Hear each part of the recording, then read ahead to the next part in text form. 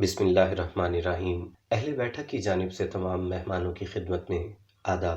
آج ہم آپ کی خدمت میں اردو کے مشہور ترین مزاح نگار جناب پطرس بخاری کا مشہور مضمون مرحوم کی یاد میں پیش کر رہے ہیں، تو آئیے آج کی بیٹھک شروع کی جائے۔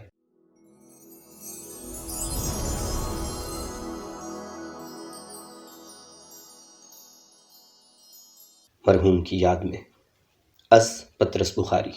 ایک دن مرزا صاحب اور میں برآمدے میں ساتھ ساتھ کرسیاں ڈالے چپ چاپ بیٹھے تھے۔ جب دوستی بہت پرانی ہو جائے تو گفتگو کی چنداں ضرورت باقی نہیں رہتی اور دوست ایک دوسرے کی خاموشی سے لطف اندوز ہو سکتے ہیں۔ یہی حالت ہماری تھی۔ ہم دونوں اپنے اپنے خیالات میں غرق تھے۔ مرزا صاحب تو خدا جانے کیا سوچ رہے تھے، لیکن میں زمانے کی ناسازگاری پر غور کر رہا تھا۔ دور سڑک پر تھوڑے تھوڑے وقفے کے بعد ایک موٹر کار گزر جاتی تھی۔ میری طبیعت کچھ ایسی واقع ہوئی ہے کہ میں جب کبھی کسی موٹر کار کو دیکھوں مجھے زمانے کی ناسازگاری کا خیال ضرور ستانے لگتا ہے، اور میں کوئی ایسی ترکیب سوچنے لگتا ہوں جس سے دنیا کی تمام دولت سب انسانوں میں برابر برابر تقسیم کی جا سکے۔ اگر میں سڑک پر پیدل جا رہا ہوں اور کوئی موٹر اس ادا سے گزر جائے کہ گرد و غبار میرے پھیپھڑوں، میرے دماغ، میرے معدے اور میری تلی تک پہنچ جائے، تو اس دن میں گھر آ کر علم کیمیا کی وہ کتاب نکال لیتا ہوں جو میں نے FA میں پڑھی تھی، اور اس غرض سے اس کا مطالعہ کرنے لگتا ہوں کہ شاید بم بنانے کا کوئی نسخہ ہاتھ آ جائے۔ میں کچھ دیر تک آہیں بھرتا رہا۔ مرزا صاحب نے کچھ توجہ نہ کی۔ آخر میں نے خاموشی کو توڑا اور مرزا صاحب سے مخاطب ہو کر بولا، مرزا صاحب، ہم میں اور حیوانوں میں کیا فرق ہے؟ مرزا صاحب بولے، بھئی کچھ تو ہوگا نا آخر۔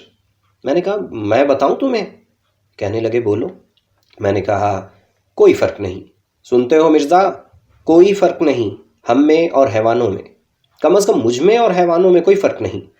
ہاں ہاں میں جانتا ہوں تم مین میخ نکالنے میں بڑے طاق ہو، کہہ دو گے حیوان جگالی کرتے ہیں، تم جگالی نہیں کرتے، ان کی دم ہوتی ہے تمہاری دم نہیں، لیکن ان باتوں سے کیا ہوتا ہے؟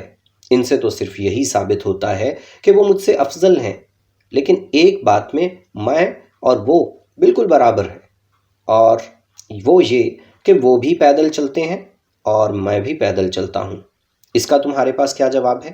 کچھ ہے تو کہو، بس چپ ہو جاؤ، تم کچھ نہیں کہہ سکتے۔ جب سے میں پیدا ہوا ہوں اس دن سے پیدل چل رہا ہوں۔ پیدل، تم پیدل کے معنی نہیں جانتے۔ پیدل کے معنی ہے سینہ زمین پر اس طرح سے حرکت کرنا کہ دونوں پاؤں میں ایک ضرور زمین پر رہے، یعنی تمام عمر میرے حرکت کرنے کا یہی طریقہ رہا ہے کہ ایک پاؤں زمین پر رکھتا ہوں، دوسرا اٹھاتا ہوں، دوسرا رکھتا ہوں، پہلا اٹھاتا ہوں، ایک آگے، ایک پیچھے، ایک پیچھے، ایک آگے۔ خدا کی قسم، اس طرح کی زندگی سے دماغ سوچنے کے قابل نہیں رہتا، حواس بیکار ہو جاتے ہیں، تخیل مر جاتا ہے، آدمی گدھے سے بدتر ہو جاتا ہے۔ مرزا صاحب میری اس تقریر کے دوران میں کچھ اس بے پرواہی سے سگریٹ پیتے رہے کہ دوستوں کی بے وفائی پر رونے کو دل چاہتا تھا۔ میں نے از حد حقارت اور نفرت کے ساتھ منہ ان کی طرف سے پھیر لیا۔ ایسا معلوم ہوتا تھا کہ گویا مرزا کو میری باتوں پر یقین ہی نہیں آتا، گویا میں اپنی جو تکالیف بیان کر رہا ہوں وہ محض خیالی ہیں، یعنی میرا پیدل چلنے کے خلاف شکایت کرنا قابل توجہ ہی نہیں، یعنی میں کسی سواری کا مستحق ہی نہیں۔ میں نے دل میں سوچا، اچھا مرزا، یوں ہی صحیح، دیکھو تو میں کیا کرتا ہوں۔ میں نے اپنے دان پچی کر لیے اور کرسی کے بازو پر سے جھک کر مرزا کے قریب پہنچ گیا۔ مرزا نے بھی سر میری طرف موڑا۔ میں مسکرا دیا، لیکن میرے تبسم میں زہر ملا ہوا تھا۔ جب مرزا سننے کے لیے بالکل تیار ہو گیا تو میں نے چبا چبا کر کہا، مرزا، میں ایک موٹر کار خریدنے لگا ہوں۔ یہ کہہ کر بڑے استغنا کے ساتھ میں دوسری طرف دیکھنے لگا۔ مرزا پھر بولے، کیا کہا تم نے؟ کیا خریدنے لگے ہو؟ میں نے کہا، سنا نہیں تم نے؟ میں ایک موٹر کار خریدنے لگا ہوں۔ موٹر کار ایک ایسی گاڑی ہے جس کو بعض لوگ موٹر کہتے ہیں، بعض لوگ کار کہتے ہیں، لیکن چونکہ تم ذرا کن ذہن ہو اس لیے میں نے دونوں لفظ استعمال کر دیے تاکہ تمہیں سمجھنے میں کوئی دقت پیش نہ آئے۔ مرزا بولے اب کہ مرزا نہیں۔ میں بے پرواہی سے سگریٹ پینے لگا۔ بھویں میں نے اوپر کو چڑھا لی، پھر سگریٹ والا ہاتھ منہ تک اس انداز سے لاتا اور لے جاتا تھا کہ بڑے بڑے ایکٹر اس پر رشک کریں۔ تھوڑی دیر کے بعد مرزا پھر بولے میں نے سوچا اثر ہو رہا ہے، مرزا صاحب پر روب پڑ رہا ہے۔ میں چاہتا تھا مرزا کچھ بولے تاکہ مجھے معلوم ہو کہاں تک مرعوب ہوا ہے، لیکن مرزا نے پھر کہا میں نے کہا مرزا جہاں تک مجھے معلوم ہے تم نے اسکول اور کالج اور گھر پر 2-3 زبانیں سیکھی ہیں، اور اس کے علاوہ تمہیں کئی ایسے الفاظ بھی آتے ہیں جو کسی اسکول یا کالج یا شریف گھرانے میں نہیں بولے جاتے۔ پھر بھی اس وقت تمہارا کلام سے آگے نہیں بڑھتا، تم جلتے ہو۔ مرزا اس وقت تمہاری جو ذہنی کیفیت ہے اس کو عربی میں حسد کہتے ہیں۔ مرزا صاحب کہنے لگے نہیں یہ بات تو نہیں، میں تو صرف خریدنے کے لفظ پر غور کر رہا تھا۔ تم نے کہا میں ایک موٹر کار خریدنے لگا ہوں، تو میاں صاحب زادے خریدنا تو ایک ایسا فعل ہے کہ اس کے لیے روپے وغیرہ کی ضرورت ہوتی ہے۔ وغیرہ کا بندوبست تو بخوبی ہو جائے گا، لیکن روپے کا بندوبست کیسے کرو گے؟ یہ نکتہ مجھے بھی نہ سوجھا تھا، لیکن میں نے ہمت نہ ہاری۔ میں نے کہا میں اپنی کئی قیمتی اشیاء بیچ سکتا ہوں۔ مرزا بولے کون کون سی مثلاً؟ میں نے کہا ایک تو میں سگریٹ کیس بیچ ڈالوں گا۔ مرزا کہنے لگے چلو 10 آنے تو یہ ہو گئے، باقی 2,500-3 ہزار کا انتظام بھی اسی طرح ہو جائے تو سب کام ٹھیک ہو جائے گا۔ اس کے بعد ضروری یہی معلوم ہوا کہ گفتگو کا سلسلہ کچھ دیر کے لیے روک دیا جائے، چنانچہ میں مرزا سے بیزار ہو کر خاموش ہو رہا۔ یہ بات سمجھ میں نہ آئی کہ لوگ روپیہ کہاں سے لاتے ہیں۔ بہت سوچا، آخر اس نتیجے پر پہنچا کہ لوگ چوری کرتے ہیں۔ اس سے ایک اطمینان ہوا۔ مرزا بولے میں تمہیں ایک ترکیب بتاؤں، ایک بائسیکل لے لو۔ میں نے کہا وہ روپے کا مسئلہ تو پھر بھی جوں کا توں رہا۔ کہنے لگے مفت۔ میں نے حیران ہو کر پوچھا مفت؟ وہ کیسے؟ کہنے لگے مفتی سمجھو، آخر دوست سے قیمت لینا کہاں کی شرافت ہے، البتہ تم احسان قبول کرنا گوارا نہ کرو تو اور بات ہے۔ ایسے موقع پر جو ہنسی میں ہنستا ہوں اس میں معصوم بچے کی مسرت، جوانی کی خوش دلی، ابلتے ہوئے فواروں کی موسیقی اور بلبلوں کا نغمہ سب ایک دوسرے کے ساتھ ملے ہوتے ہیں۔ چنانچہ میں یہ ہنسی ہنسا، اور اس طرح ہنسا کہ کھلی ہوئی باچھیں پھر گھنٹوں تک اپنی جگہ واپس نہ آئیں۔ جب مجھے یقین ہو گیا کہ یکلخت کوئی خوشخبری سننے سے دل کی حرکت بند ہو جانے کا جو خطرہ ہوتا ہے اس سے میں محفوظ ہوں، میں نے پوچھا ہے کس کی؟ مرزا بولے میرے پاس ایک بائسیکل پڑی ہے، تم لے لو۔ میں نے کہا پھر کہنا؟ کہنے لگے بھائی ایک بائسیکل میرے پاس ہے، جب میری ہے تو تمہاری ہے، تم لے لو۔ یقین مانیے مجھ پر گھڑوں پانی پڑ گیا، شرم کے مارے میں پسینہ پسینہ ہو گیا۔ 14ویں صدی میں ایسی بے غرضی اور ایثار بھلا کہاں دیکھنے میں آتا ہے۔ میں نے کرسی سرکا کر مرزا کے قریب کر لی۔ سمجھ میں نہ آیا کہ اپنی ندامت اور ممنونیت کا اظہار کن الفاظ میں کروں۔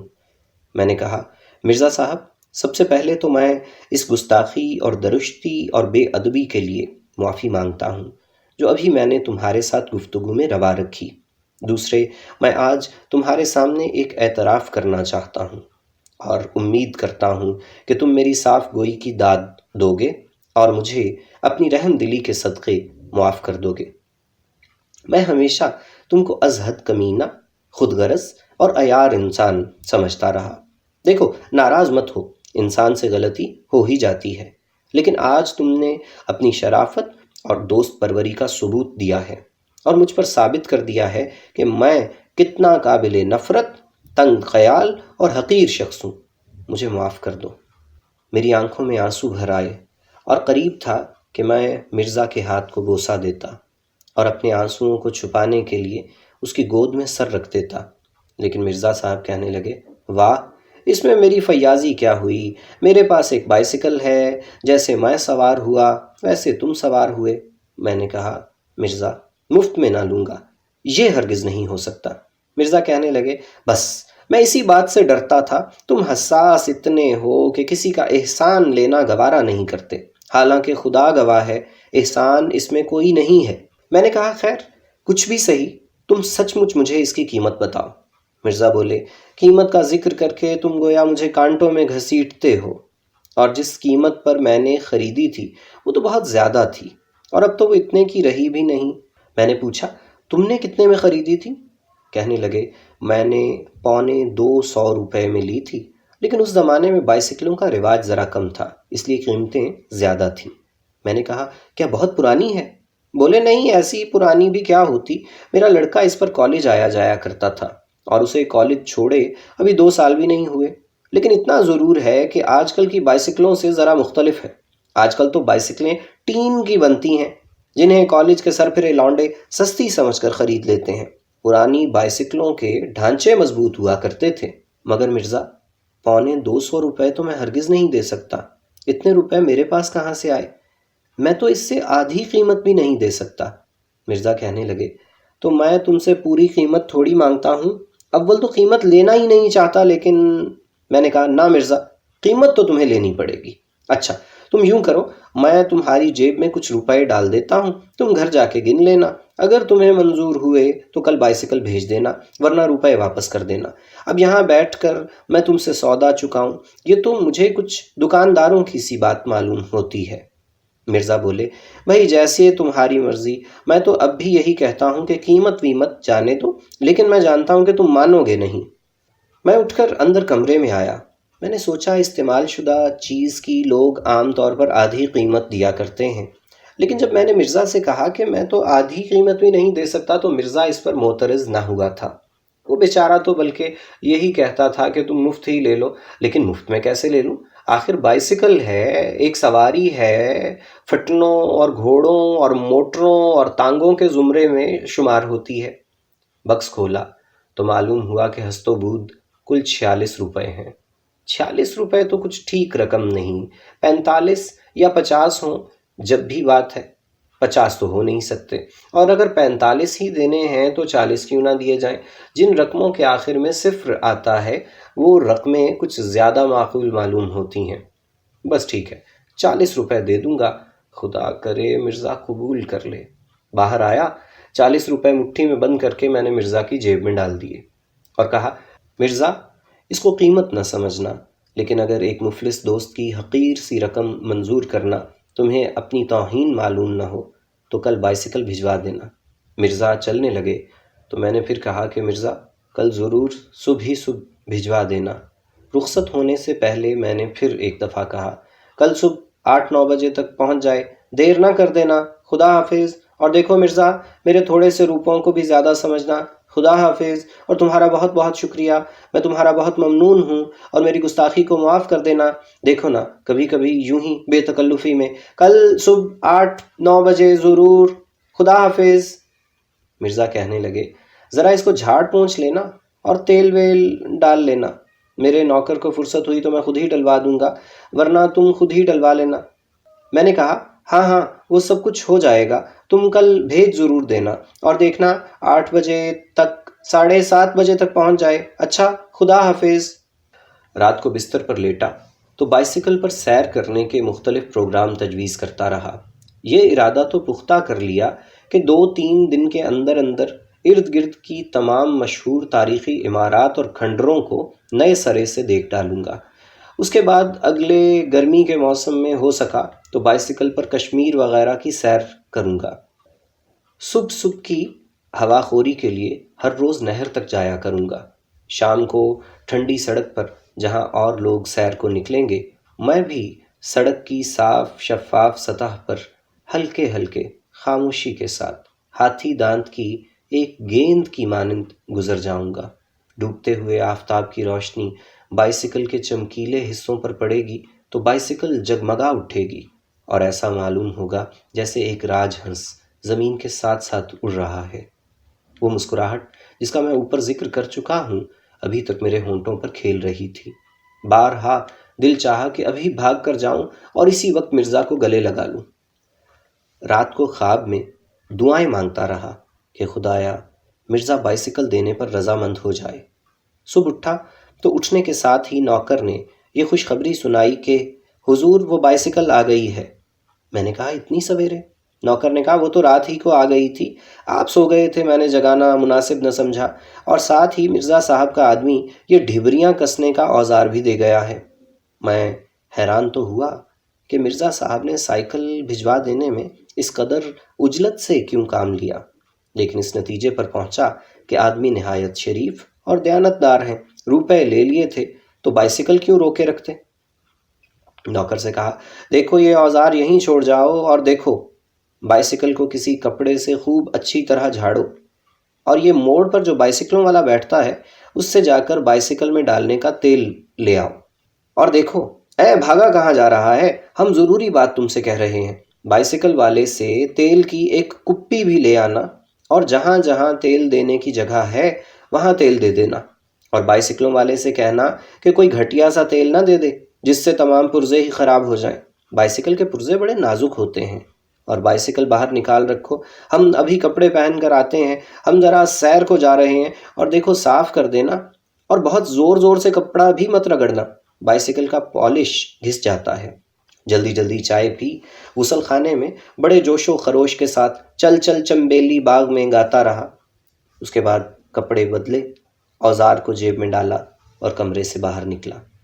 برآمدے میں آیا تو برآمدے کے ساتھ ہی ایک عجیب و غریب مشین نظر آئی، ٹھیک طرح پہچان نہ سکا کہ کیا چیز ہے۔ نوکر سے دریافت کیا کیوں بے یہ کیا چیز ہے؟ نوکر بولا حضور یہ بائسیکل ہے۔ میں نے کہا بائسیکل؟ کس کی بائسیکل؟ کہنے لگا مرزا صاحب نے بھجوائی ہے آپ کے لیے۔ میں نے کہا اور جو بائسیکل رات کو انہوں نے بھیجی تھی وہ کہاں گئی؟ کہنے لگا یہی تو ہے۔ میں نے کہا کیا بکتا ہے، جو بائسیکل مرزا صاحب نے کل رات کو بھیجی تھی وہ بائسیکل یہی ہے؟ کہنے لگا جی ہاں۔ میں نے کہا اچھا، اور پھر اسے دیکھنے لگا، اس کو صاف کیوں نہیں کیا؟ اس کو 2-3 دفعہ صاف کیا ہے، تو یہ میلی کیوں ہے؟ نوکر نے اس بات کا جواب دینا شاید مناسب نہ سمجھا۔ اور تیل لایا؟ ہاں حضور لایا ہوں۔ دیا؟ حضور وہ تیل دینے کے چھید ہوتے ہیں وہ نہیں ملتے۔ کیا وجہ ہے؟ حضور دھروں پر میل اور زنگ جمع ہوا ہے، وہ سوراخ کہیں بیچ ہی میں دبا گئے ہیں۔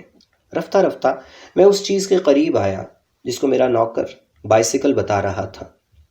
پرزوں پر غور کیا تو اتنا تو ثابت ہو گیا کہ یہ بائسیکل ہے، لیکن مجموعی حیت سے یہ صاف ظاہر تھا کہ ہل اور رہٹ اور چرخہ اور اس طرح کی ایجادات سے پہلے کی بنی ہوئی ہے۔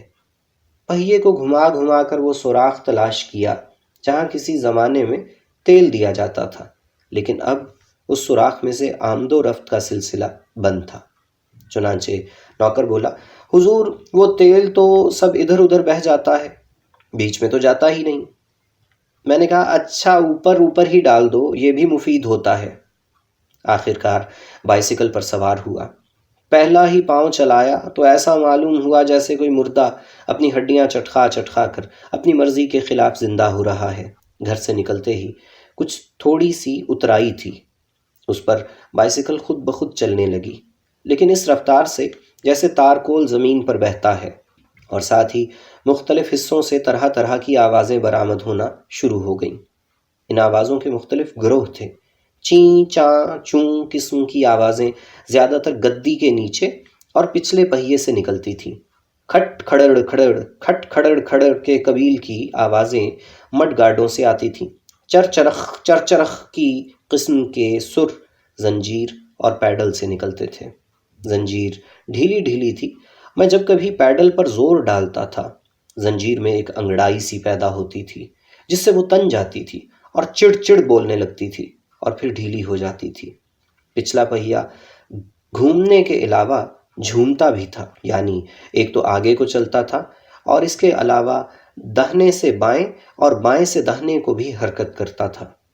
چنانچہ سڑک پر جو نشان پڑ جاتا تھا اس کو دیکھ کر ایسا معلوم ہوتا تھا جیسے کوئی مخمور سانپ لہرا کر نکل گیا ہے۔ مڈ گارڈ تھے تو صحیح، لیکن پہیوں کے عین اوپر نہ تھے۔ ان کا فائدہ صرف یہ معلوم ہوتا تھا کہ انسان شمال کی سمت سیر کرنے کو نکلے اور آفتاب مغرب میں غروب ہو رہا ہو تو مڈ گارڈوں کی بدولت ٹائر دھوپ سے بچے رہیں گے۔ اگلے پہیے کے ٹائر میں ایک بڑا سا پیوند تھا، جس کی وجہ سے پہیا ہر چکر میں ایک دفعہ لمحہ بھر کو زور سے اوپر اٹھ جاتا اور میرا سر پیچھے کو یوں جھٹکے کھا رہا تھا جیسے کوئی متواتر ٹھوڑی کے نیچے مکے مارے جا رہا ہو۔ پچھلے اور اگلے پہیے کو ملا کر چوں چوں پھٹ کی صدا نکل رہی تھی۔ جب اتار پر بائیسیکل ذرا تیز ہوئی تو فضا میں ایک بھونچال سا آ گیا اور بائیسیکل کے کئی پرزے جو اب تک سو رہے تھے بیدار ہو کر گویا ہوئے۔ ادھر ادھر کے لوگ چونکے، ماؤں نے اپنے بچوں کو سینوں سے لگا لیا۔ کھڑڑ کھڑڑ کھڑڑ کھڑڑ کے بیچ میں پہیوں کی آواز جدا سنائی دے رہی تھی، لیکن چونکہ بائیسیکل اب پہلے سے تیز تھی اس لیے چوں چوں پھٹ کی آواز نے چچوں پھٹ کی صورت اختیار کر لی تھی۔ تمام بائیسیکل کسی ادق افریقی زبان کی گردانیں دہرا رہی تھی۔ اس قدر تیز رفتاری بائیسیکل کی طبع نازک پر گراں گزری، چنانچہ اس میں یکلخت دو تبدیلیاں واقع ہو گئیں۔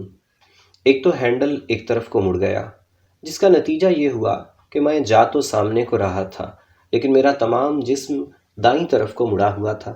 اس کے علاوہ بائیسیکل کی گدی دفعتاً 6 انچ کے قریب نیچے بیٹھ گئی، چنانچہ جب پیڈل چلانے کے لیے میں ٹانگیں اوپر نیچے کر رہا تھا تو میرے گھٹنے میری تھوڑی تک پہنچ جاتے تھے۔ کمر دوہری ہو کر باہر کو نکلی ہوئی تھی اور ساتھ ہی اگلے پہیے کی اٹکھیلیوں کی وجہ سے سر برابر جھٹکے کھا رہا تھا۔ گدی کا نیچا ہو جانا از حد تکلیف دہ ثابت ہوا، اس لیے میں نے مناسب یہی سمجھا کہ اس کو ٹھیک کر لوں۔ چنانچہ میں نے بائیسیکل کو ٹھہرا لیا اور نیچے اترا۔ بائیسیکل کے ٹھہر جانے سے یکلخت جیسے دنیا میں ایک خاموشی سی چھا گئی۔ ایسا معلوم ہوا جیسے میں کسی ریل کے اسٹیشن سے باہر نکل آیا ہوں۔ جیب سے میں نے اوزار نکالا، گدی کو اونچا کیا، کچھ ہینڈل کو ٹھیک کیا اور دوبارہ سوار ہو گیا۔ 10 قدم بھی چلنے نہ پایا تھا کہ اب کے ہینڈل یکلخت نیچا ہو گیا، اتنا کہ گدی اب ہینڈل سے کوئی فٹ بھر اونچی تھی۔ میرا تمام جسم آگے کو جھکا ہوا تھا، تمام بوجھ دونوں ہاتھوں پر تھا جو ہینڈل پر رکھے تھے اور برابر جھٹکے کھا رہے تھے۔ آپ میری حالت کو تصور کریں تو آپ کو معلوم ہوگا کہ میں دور سے ایسا معلوم ہو رہا تھا جیسے کوئی عورت آٹا گوندھ رہی ہو۔ مجھے اس مشابہت کا احساس بہت تیز تھا، جس کی وجہ سے میرے ماتھے پر پسینہ آ گیا۔ میں دائیں بائیں لوگوں کو کنکھیوں سے دیکھتا جاتا تھا۔ یوں تو ہر شخص میل بھر پہلے ہی سے مڑ مڑ کر دیکھنے لگتا تھا، لیکن ان میں کوئی بھی ایسا نہ تھا جس کے لیے میری مصیبت ضیافت تباہ کا باعث نہ ہو۔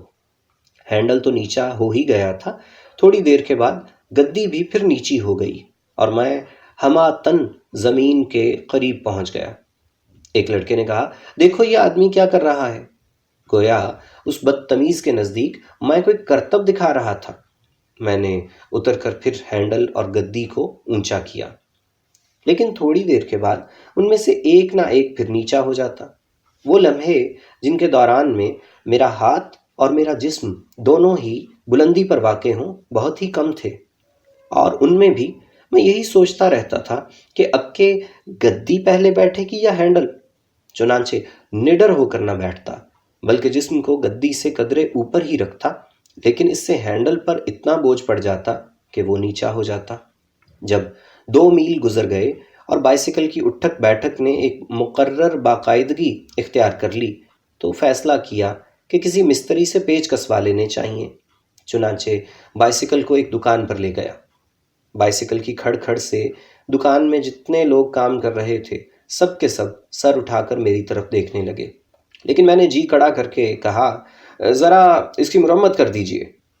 ایک مستری آگے بڑھا، لوہے کی ایک سلاخ اس کے ہاتھ میں تھی جس سے اس نے مختلف حصوں کو بڑی بے دردی سے ٹھوک بجا کر دیکھا۔ معلوم ہوتا تھا اس نے بڑی تیزی کے ساتھ سب حالات کا اندازہ لگا لیا ہے، لیکن پھر بھی مجھ سے پوچھنے لگا، کس کس پرزے کی مرمت کرائیے گا؟ میں نے کہا، بڑے گستاخ ہو تم، دیکھتے نہیں کہ صرف ہینڈل اور گدی کو ذرا اونچا کروا کے کسوانا ہے، بس، اور کیا؟ ان کو مہربانی کر کے فوراً ٹھیک کرو اور بتاؤ کتنے پیسے ہوئے۔ مستری نے کہا، مڈ گارڈ بھی ٹھیک نہ کر دوں؟ میں نے کہا، ہاں وہ بھی کر دو۔ کہنے لگا، اگر آپ باقی چیزیں بھی ٹھیک کرا لیں تو اچھا ہو۔ میں نے کہا اچھا وہ بھی کر دو۔ بولا یوں تھوڑا ہو سکتا ہے، 10-15 دن کا کام ہے، آپ اسے ہمارے پاس چھوڑ جائیے۔ اور پیسے کتنے لوگے؟ کہنے لگا بس 40 روپے لگیں گے۔ ہم نے کہا بس جی، جو کام تم سے کہا ہے کر دو اور باقی ہمارے معاملات میں دخل مت دو۔ تھوڑی دیر بعد ہینڈل اور گدی اونچی کر کے کس دی گئی۔ میں چلنے لگا تو مستری نے کہا میں نے کس تو دیا ہے لیکن پیچ سب گھسے ہوئے ہیں، ابھی تھوڑی دیر میں پھر ڈھیلے ہو جائیں گے۔ میں نے کہا بدتمیز کہیں کے، تو 2 آنے پیسے مفت میں لے لیے؟ بولا جناب آپ کو بائیسیکل بھی تو مفت میں ملی ہوگی، یہ آپ کے دوست مرزا صاحب کی ہے نا؟ للو یہ وہی بائیسیکل ہے نا جو پچھلے سال مرزا صاحب یہاں بیچنے کو لائے تھے، پہچانی تم نے؟ بھائی صدیاں ہی گزر گئیں لیکن اس بائیسیکل کی خطا معاف ہونے میں نہیں آتی۔ میں نے کہا واہ، مرزا صاحب کے لڑکے اس پر کالج آیا جایا کرتے تھے اور ان کو ابھی کالج چھوڑے 2 سال بھی نہیں ہوئے۔ مستری نے کہا ہاں وہ تو ٹھیک ہے، لیکن مرزا صاحب خود جب کالج میں پڑھتے تھے تو ان کے پاس بھی یہی بائیسیکل تھی۔ میری طبیعت یہ سن کر کچھ مردہ سی ہو گئی۔ میں نے بائیسیکل کو ساتھ لیے آہستہ آہستہ پیدل چلنا شروع کر دیا، لیکن پیدل چلنا بھی مشکل تھا۔ اس بائیسیکل کے چلانے میں ایسے ایسے پٹھوں پر زور پڑتا تھا جو عام بائیسیکلوں کو چلانے میں استعمال نہیں ہوتے، اس لیے ٹانگوں اور کندھوں اور کمر اور بازوؤں میں جا بجا درد ہو رہا تھا۔ مرزا کا خیال رہ رہ کر آتا تھا، لیکن میں ہر بار کوشش کر کے اسے دل سے ہٹا دیتا تھا، ورنہ میں پاگل ہو جاتا اور جنون کی حالت میں پہلی حرکت مجھ سے یہ سرزد ہوتی کہ مرزا کے مکان کے سامنے بازار میں ایک جلسہ منعقد کرتا جس میں مرزا کی مکاری، بے ایمانی اور دغا بازی پر ایک طویل تقریر کرتا، کل بنی نوع انسان اور آئندہ آنے والی نسلوں کو اس کی ناپاک فطرت سے آگاہ کر دیتا اور اس کے بعد ایک چتا جلا کر اس میں زندہ جل کر مر جاتا۔ میں نے بہتر یہی سمجھا کہ جس طرح ہو سکے اب اس بائیسیکل کو اونے پونے داموں میں بیچ کر جو وصول ہو اسی پر صبر شکر کروں، بلا سے 10-15 روپے کا خسارہ سہی، 40 کے 40 روپے تو ضائع نہ ہوں گے۔ راستے میں بائیسیکلوں کی ایک اور دکان آئی، وہاں ٹھہر گیا۔ دکاندار بڑھ کر میرے پاس آیا، لیکن میری زبان کو جیسے قفل لگ گیا تھا۔ عمر بھر کسی چیز کے بیچنے کی نوبت نہ آئی تھی۔ مجھے یہ بھی معلوم نہیں کہ ایسے موقع پر کیا کہتے ہیں۔ آخر بڑے سوچ بچار اور بڑے تامل کے بعد منہ سے صرف اتنا نکلا کہ یہ بائیسیکل ہے۔ دکاندار کہنے لگا پھر؟ میں نے کہا لوگے؟ کہنے لگا کیا مطلب؟ میں نے کہا بیچتے ہیں ہم۔ دکاندار نے مجھے ایسی نظر سے دیکھا کہ مجھے یہ محسوس ہوا مجھ پر چوری کا شبہ کر رہا ہے۔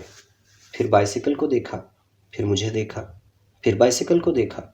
ایسا معلوم ہوتا تھا کہ فیصلہ نہیں کر پا رہا کہ آدمی کون سا ہے اور بائیسیکل کون سی ہے۔ آخر کار بولا کیا کریں گے آپ اس کو بیچ کر؟ ایسے سوالوں کا خدا جانے کیا جواب ہوتا ہے۔ میں نے کہا کیا تم یہ پوچھنا چاہتے ہو کہ جو روپے مجھے وصول ہوں گے ان کا مصرف کیا ہوگا؟ کہنے لگا وہ تو ٹھیک ہے، مگر کوئی اس کو لے کر کیا کرے گا؟ میں نے کہا اس پر چڑھے گا اور کیا کرے گا؟ کہنے لگا اچھا چڑھ گیا پھر؟ میں نے کہا پھر کیا؟ پھر چلائے گا اور کیا؟ دکاندار بولا اچھا خدا بخش ذرا یہاں آنا، یہ بائیسیکل بکنے کو آئی ہے۔ جن حضرت کا اسم گرامی خدا بخش تھا، انہوں نے بائیسیکل کو دور ہی سے یوں دیکھا جیسے بو سونگھ رہے ہوں۔ اس کے بعد دونوں نے آپس میں مشورہ کیا۔ آخر میں وہ جن کا نام خدا بخش نہیں تھا میرے پاس آئے اور کہنے لگے تو آپ سچ مچ بیچ رہے ہیں؟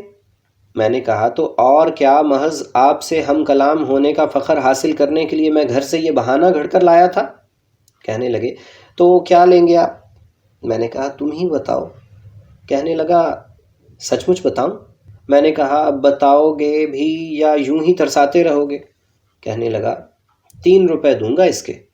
میرا خون کھول اٹھا اور میرے ہاتھ پاؤں اور ہونٹ غصے کے مارے کانپنے لگے۔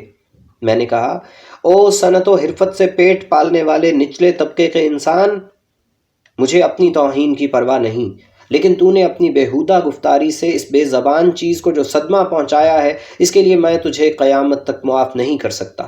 یہ کہہ کر میں بائیسیکل پر سوار ہو گیا اور اندھا دھند پاؤں چلانے لگا۔ مشکل سے 20 قدم گیا ہوں گا کہ مجھے ایسا معلوم ہوا کہ جیسے زمین یکلخت اچھل کر مجھ سے آ لگی ہے۔ آسمان میرے سر پر سے ہٹ کر میری ٹانگوں کے بیچ میں سے گزر گیا اور ادھر ادھر کی عمارتوں نے ایک دوسرے کے ساتھ اپنی اپنی جگہ بدل لی ہے۔ حواس بجا ہوئے تو معلوم ہوا میں زمین پر اس بے تکلفی سے بیٹھا ہوں گویا بڑی مدت سے مجھے اس بات کا شوق تھا جو آج پورا ہوا۔ ارد گرد کچھ لوگ جمع تھے جس میں سے اکثر ہنس رہے تھے۔ سامنے دکان تھی جہاں ابھی ابھی میں نے اپنی ناکام گفت و شنید کا سلسلہ منقطع کیا تھا۔ میں نے اپنے گرد و پیش پر غور کیا تو معلوم ہوا کہ میری بائیسیکل کا اگلا پہیہ بالکل الگ ہو کر لڑھکتا ہوا سڑک کے اس پار جا پہنچا ہے اور باقی سائیکل میرے پاس پڑی ہے۔ میں نے فوراً اپنے آپ کو سنبھالا، جو پہیہ الگ ہو گیا تھا اس کو ایک ہاتھ میں اٹھایا، دوسرے ہاتھ میں باقی ماندہ بائیسیکل کو تھاما اور چل کھڑا ہوا۔ یہ محض ایک اضطراری حرکت تھی، ورنہ حاشا وکلا مجھے بائیسیکل ہرگز اتنی عزیز نہ تھی کہ میں اس کو اس حالت میں ساتھ ساتھ لیے پھرتا۔ جب میں یہ سب کچھ اٹھا کر چل دیا تو میں نے اپنے آپ سے پوچھا، یہ تم کیا کر رہے ہو؟ کہاں جا رہے ہو؟ تمہارا ارادہ کیا ہے؟ یہ دو پہیے کاہے کو لے جا رہے ہو؟ سب سوالوں کا جواب یہی ملا کہ دیکھا جائے گا، فی الحال تم یہاں سے چل دو۔ سب لوگ تمہیں دیکھ رہے ہیں، سر اونچا رکھو، چلتے جاؤ، جو ہنس رہے ہیں انہیں ہنسنے دو۔ اس قسم کے بیہودہ لوگ ہر قوم اور ہر ملک میں پائے جاتے ہیں۔ آخر ہوا کیا؟ محض ایک حادثہ۔ بس دائیں بائیں مت دیکھو، چلتے جاؤ۔ لوگوں کے ناشائستہ کلمات بھی سنائی دے رہے تھے۔ ایک آواز آئی، بس حضرت، غصہ تھوک ڈالیے۔ ایک دوسرے صاحب بولے، بے حیا بائیسیکل، گھر پہنچ کے تجھے مزہ چکھاؤں گا۔ ایک والد اپنے لختے جگر کی انگلی پکڑے جا رہے تھے، میری طرف اشارہ کر کے کہنے لگے، دیکھا بیٹا، یہ سرکس کی بائیسیکل ہے، اس کے دونوں پہیے الگ الگ ہوتے ہیں۔ لیکن میں چلتا گیا۔ تھوڑی دیر کے بعد میں آبادی سے دور نکل گیا۔ اب میری رفتار میں ایک عزیمت پائی جاتی تھی۔ میرا دل جو کئی گھنٹوں سے کشمکش میں پیچ و تاب کھا رہا تھا اب بہت ہلکا ہو گیا تھا۔ میں چلتا گیا حتیٰ کہ دریا پر جا پہنچا۔ پل کے اوپر کھڑے ہو کر میں نے دونوں پہیوں کو ایک ایک کر کے اس بے پرواہی کے ساتھ دریا میں پھینک دیا جیسے کوئی لیٹر باکس میں خط ڈالتا ہے، اور واپس شہر کو روانہ ہو گیا۔ سب سے پہلے مرزا کے گھر گیا۔ دروازہ کھٹکھٹایا۔ مرزا بولے، اندر آ جاؤ۔ میں نے کہا، آپ ذرا باہر تشریف لائیے، میں آپ جیسے خدا رسیدہ بزرگ کے گھر وضو کیے بغیر کیسے داخل ہو سکتا ہوں؟ باہر تشریف لائے تو میں نے وہ اوزار ان کی خدمت میں پیش کیا جو انہوں نے بائیسیکل کے ساتھ مفت ہی مجھ کو عنایت فرمایا تھا، اور کہا، مرزا صاحب، آپ ہی اس اوزار سے شوق فرمایا کیجئے، میں اب اس سے بے نیاز ہو چکا ہوں۔ گھر پہنچ کر میں نے علم کیمیا کی اس کتاب کا مطالعہ شروع کیا جو میں نے ایف اے میں پڑھی تھی۔